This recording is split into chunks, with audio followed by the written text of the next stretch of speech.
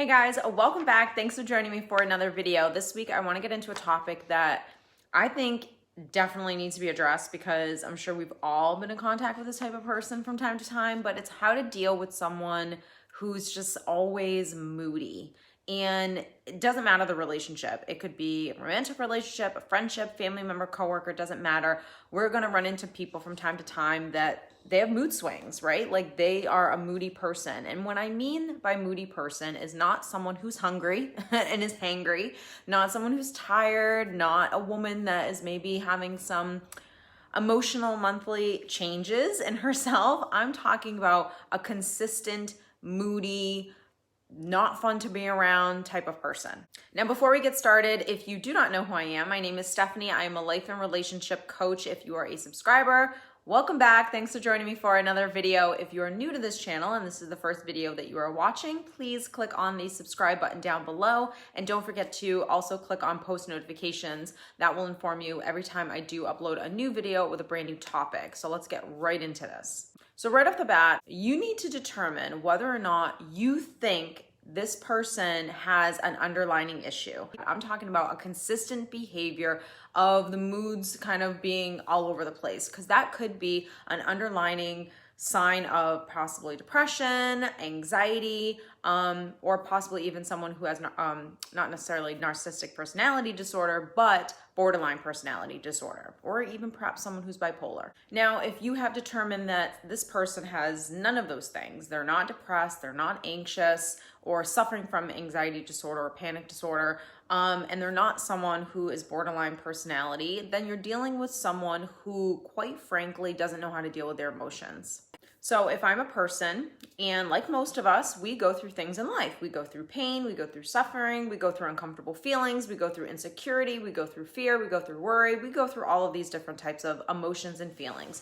And when you're a person that doesn't know how to handle your emotions, you don't know how to deal with life in a healthy way, you're going to be cranky. You're going to take things out on people. You're going to project on people. You're going to make someone responsible for your happiness because you don't know how to deal with your emotions as well. So moodiness, where someone's mood is just kind of all over the place, or they're just always cranky, or they're just always irritable, that is a person who hasn't learned how to take responsibility for how they're feeling and what they're thinking. So they don't take responsibility for that. They're just one of those victim people, negative people that everything bad is happening to them.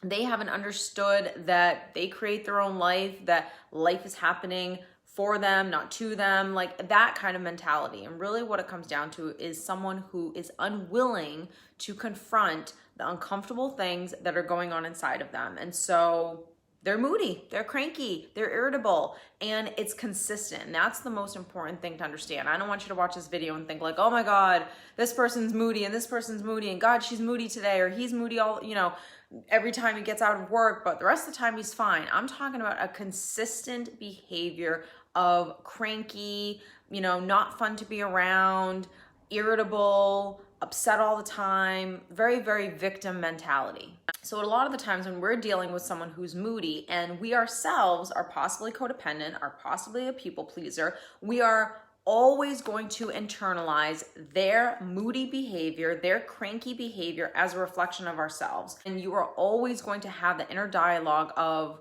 what did I do that caused this person to be moody? What did I say? Did I do something wrong? Like I must have caused this person to be upset or some way or cranky. And so you're going to internalize it. Children especially are going to do this because again, they don't have logic, right? Like we always say time and time again, like a little child has not a lot of logic. That's why they believe in Santa. That's why they believe in the Easter Bunny. They believe everything that mom and dad say to them as the truth, right?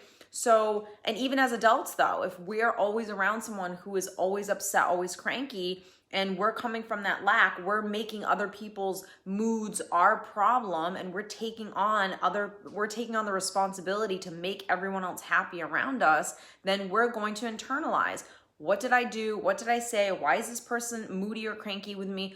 Rather than knowing that their behavior is on them.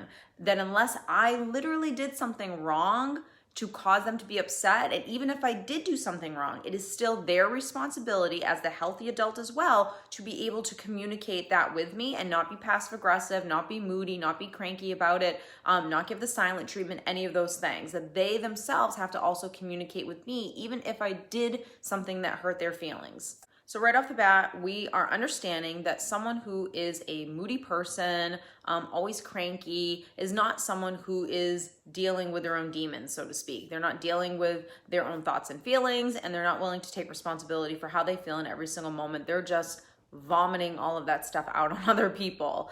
The other aspect of someone who suffers from perhaps being moody and cranky majority of the time, aside from just them living in that negative state, is this is a form of control. This is a form of manipulation. Now, because this could be a form of manipulation, and the reason why I say that is because if I'm moody, if I'm cranky, and I'm around someone who is codependent, is a little bit of a people pleaser, someone that kind of smothers me and fixes all my problems, and like I always say, tap dances in front of me to try to make me feel better, then by me being moody, I know on an unconscious level that, hey, when I behave in this way, here she comes, or here he comes, and he starts dancing in front of me, and he does all the things that maybe I want him to do to make me feel better, right? So that's a form of control. That's a form of manipulation right there. So I think the key is to recognize when someone is doing this and be able to communicate this stuff, not in a way where you're calling someone out, but basically like, hey, I see that you're being moody and cranky. I totally understand.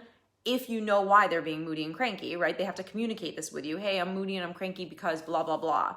No matter what the reason is, we validate like, okay, I understand why you're moody and cranky. Even if you don't really get it, that you wouldn't feel that way. Just validation, I think, is really huge. I completely understand why you feel that way. You have every right to feel that way. But what I'm going to do is I'm going to just remove myself from the situation because I think that that's something that you have to handle yourself. And I can't be around you while you're working through this. I think that that's, in my mind, I think that that's healthy because it's validating why someone feels a certain way, but it's removing yourself to say, hey, look, I know you're feeling this way, but I'm not taking responsibility for it. I'm not going to tap dance in front of you regarding it. I'm not going to try to make you feel better because that's not my job, because you're a grown adult and you have to deal with your own stuff. And really, it protects yourself as well, because who wants to be around that type of a person? Like, that's not the person that we want to be around. But we also want to be respectful and understand that some people are going through things, and that's totally fine. And that you don't need to be around this person when they are going through this. So I think that that very much states a boundary that I understand you're going through this. That's fine that you're going through this, but I'm not going to pick up your stuff, your baggage, the stuff that you have to tend to, and I'm not going to hook it on my back and roll with it and try to make you feel better. I think this also shows your standards and, like I said, the boundaries. The boundaries and the standards are so, so important, because if you're healing from codependency, if you're healing from that people pleaser, it makes you uncomfortable that this person isn't in good spirits or isn't happy, right? Rather than you being able to detach yourself from someone else and let them do whatever it is that they need to do. And that it's not your job to tap dance in front of them and to make them feel better. That, hey, look, you have to handle this by yourself, because I'm not going to be around you while you're going through this. Like, this is something that you yourself have to go through. I think that that's so, so healthy, because it forces the person to either deal with their own stuff, right? Maybe they're getting a little bit of tough love from you and they're saying, okay, she's not gonna put up with my mood swings right now, and I have to face this and deal with this, otherwise I can't be around this person.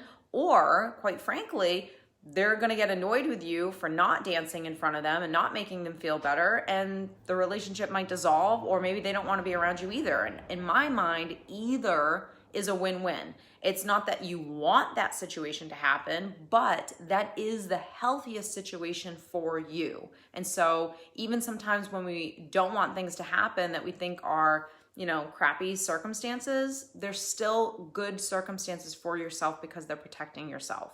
And it also shows that you are self-loving enough to not take on other people's stuff, which I think is so, so huge. It'll allow you to not be taken advantage of. It'll allow you to not sit in someone else's stuff and be able to manipulate you or abuse you in any way. It will allow that person to know that whatever games they're trying to play, whether it's consciously or unconsciously, that they don't work with you.